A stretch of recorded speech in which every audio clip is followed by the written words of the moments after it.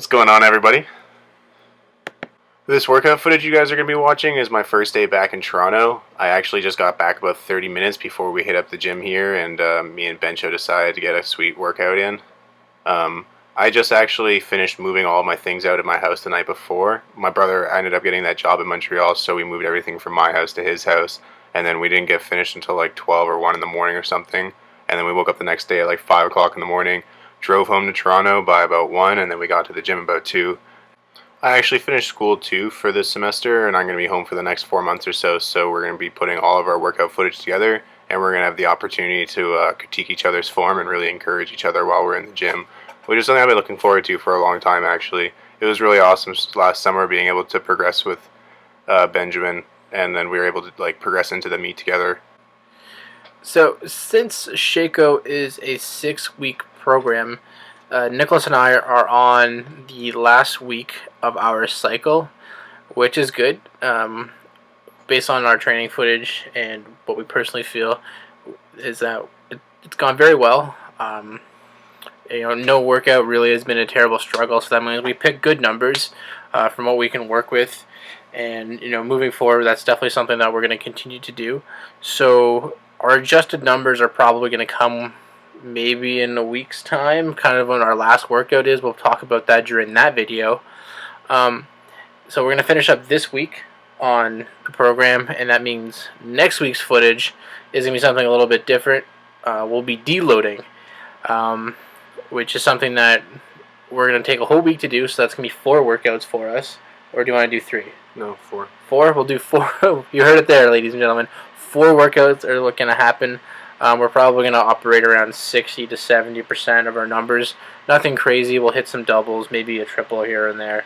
Really just go nice and light. Before we get into why we like deloading, we got a couple raw clips for you guys to watch, so please enjoy.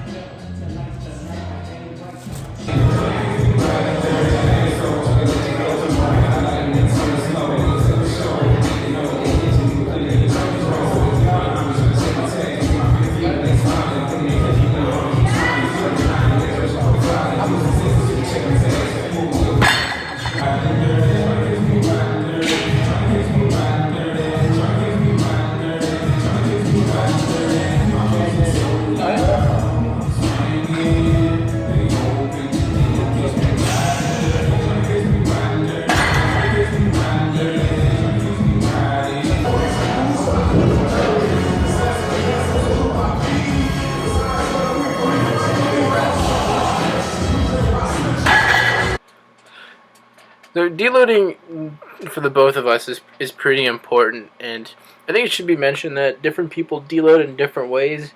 So when I came off my last meet, or our last meet for that matter, I didn't go to the gym for like a week. I went one day, and I just like not going to the gym sometimes. I find that personally is restful to me. Some people really do like going and just keeping the motor pattern present and accounted for. But the main reason why deloading is important is the recovery of muscles as well as joints and ligaments. Sometimes when you go through a training cycle, you find yourself getting a little beat up.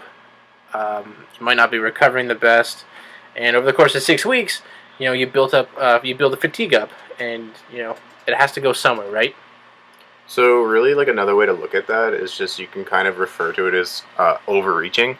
So you spend several weeks really building up this huge volume base and trying to progress a little bit above where you were at last cycle.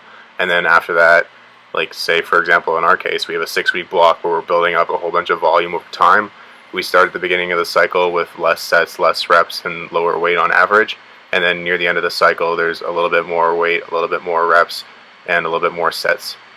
So what we're effectively trying to do is string together several training cycles where we have a 6-week block followed by a 1-week deload, which purpose is to help us recover and also help break up the monotony of just training really hard indefinitely. Because, for example, if you were to try to go 16 weeks straight or something like that, of always increasing the weight, always increasing the sets and such, one, you're going to get really fatigued physically, and you're probably not going to be able to continue doing what you're doing, whether that's just because you're too tired from the last training session to like work into your next one, or if because you get an injury from just not giving yourself adequate recovery time, but also from the mental aspect, because it becomes kind of stressful if you're always lifting maximal, or not maximal, but new weights for yourself. Like, we do a lot of 4x2s and 5x2s and stuff like that, but if you're constantly increasing the weight, for I said, for 16 weeks, then you're soon going to be doing a weight that might seem intimidating to yourself. So you just need a little bit of time to kind of relax and collect yourself and just kind of have fun in the gym before you come back and start a new training cycle and try to really push yourself. I guess the end point of what we're trying to say, or trying to convey to everybody, is that lifting pain-free and injury-free is something that is the most enjoyable experience, right?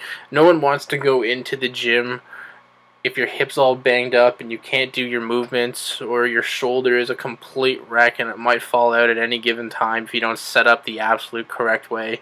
No one wants that. I mean, it's very discouraging to want to compete and want to excel and, want to do all of these things, but you're physically beating yourself up to the point where you cannot do it, and then you regress, and then you have this like mentality where it's like, well, I bench 315, but then I also hurt myself, but now I still want to bench 315 because I did it a long time ago, and you keep trying to chase it, but you never give yourself an adequate amount of time to rest and recover. So Nicholas and I have always been, big supporters of lifting injury-free and doing what we can to be injury-free, and that's why we believe deloading is an important part of that process. But guys, thank you very, very much for watching the video. Like, comment, subscribe, and we're going to see you guys next video.